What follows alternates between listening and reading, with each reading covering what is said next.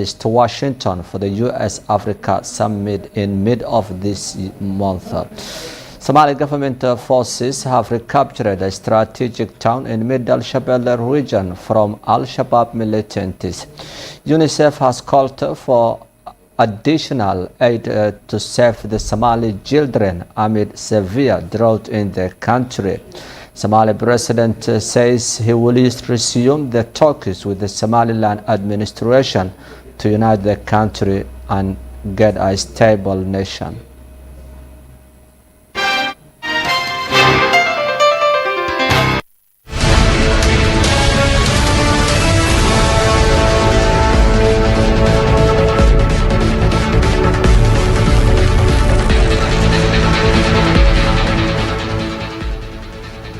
Welcome back to the news in detail. Somali government forces backed by local clan militia on Sunday afternoon recaptured a strategic Al-Shabaab stronghold in middle Shabelle region as government intensifies military operations against Al-Shabaab fighters in south and central regions.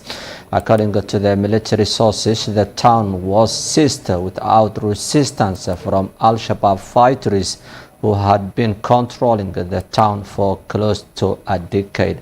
Aden Jabal town, which lays about 245 kilometers north of the Somali capital Mogadishu, was under Al-Shabaab control since 2016. In the hours of Monday, the forces have recaptured the strategic Aden Jabal area from Al-Shabaab. The forces killed several Al-Shabaab fighters and recovered from the group a lot of weapons. The government has been trying to dislodge the Al-Shabaab from the town for the past few days. The development comes as Somali military and local militia have intensified operations to liberate villages and towns under Al-Shabaab fighters in south and central Somalia. Despite losing many towns to the government forces, the group still wages deadly attacks on military bases, security checkpoints and hotels in Mogadishu. Last week, Al-Shabaab killed 9 people at a hotel in Somali capital Mogadishu near the presidential palace, which is called Royce Hotel. The hotel siege took more than 18 hours before the government forces ended it by killing 4 Al-Shabaab attackers. Somali government says it is committed to pacify the country and liberate from Al-Shabaab in the past few months.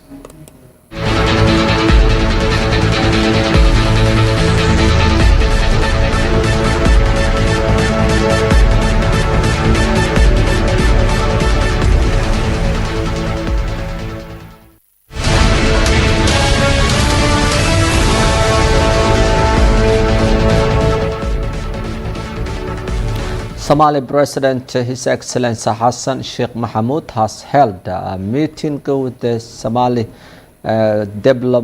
based diplomats from Turkey as well as Norway. The Norwegian Judge d'Affaires Hakon Savan and Turkey's Special Representative Aykut Kamberlugu and Norway's Special Representative Heida Johnson in Mogadishu on Monday. The president reportedly affirmed the Somalis' commitment to resuming talks with the breakaway region of Somaliland and the government of Somalia.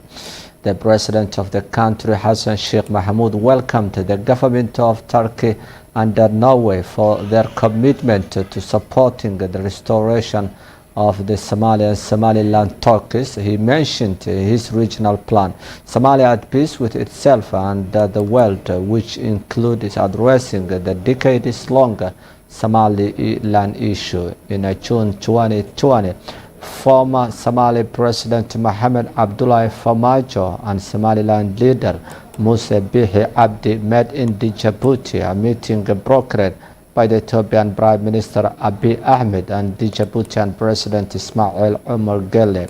However, the meeting broke down without any concrete agreement on plans for further discussions.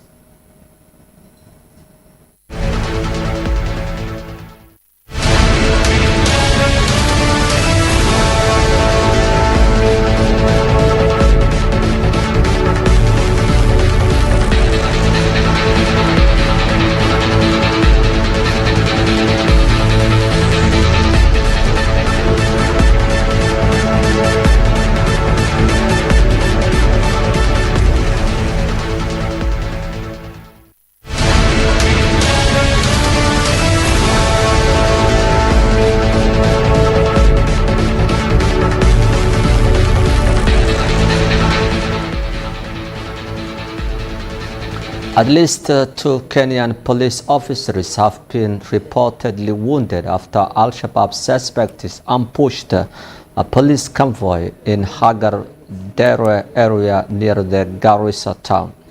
According to the police statement, the team from the elite border patrol unit ran into a gunman on the roadside and engaged them in a shootout. The police officers were in a group of 10 and were on patrol heading to a site to collect firewood in Yumbis. The attack happened at about 1 p.m. on Monday. The police said the attacked team repulsed the attackers and later recovered a rocket-propelled grenades 60 mm with charge of used the cartridge at the site.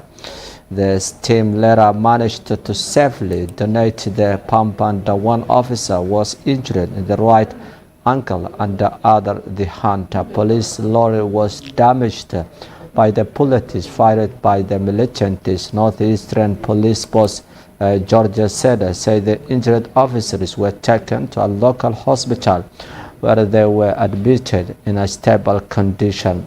He said they had deployed more personnel to patrol the area as part of the effort to deter further Al-Shabaab attacks. Al-Shabaab has been carrying out attacks in areas along the Kenya's border with Somalia since 2011 after Kenya deployed its troops into Somalia. Al-Shabaab killed dozens of non-locals in Mandera, Wajir and Garissa counties located on the border. Al-Shabaab has been claiming of attacking revenge on Kenyan government for the deployment of the troops in Somalia.